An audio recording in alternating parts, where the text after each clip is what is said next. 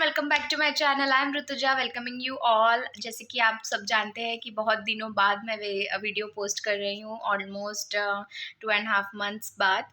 मैंने सोचा था तब कि मैं कंटिन्यू रहूँगी, बट आफ्टर कमिंग हियर तो पता चला कि यहाँ पे बहुत पढ़ाई करनी है। हर हफ्ते में आपके एक दो एग्ज़ाम हो रहे हैं, वाइवा हो रहे हैं, तो पढ़ाई के लिए as I am not a good at studying, so बहुत टाइम लगता है पढ़ने के लिए। तो सारी चीज़ें करते करते करते करते वीडियो के लिए टाइम ही नहीं मिला। ये देखिए मेरी फ्रेंड है पेंजुमा।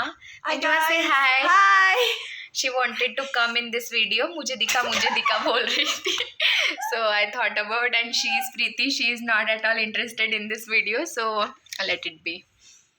So this is the welcome video that from now on literally I am going to, क्या हो रहा है ये? लाइन चली गई यहाँ पे, कोई स्पिरिट आया है।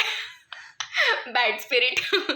No, so yes, I'll be continuous from now on. You can tell me your queries and everything. I'll be more than happy to answer all of your queries. And now अभी मेरी Bye सारी guys. shut up.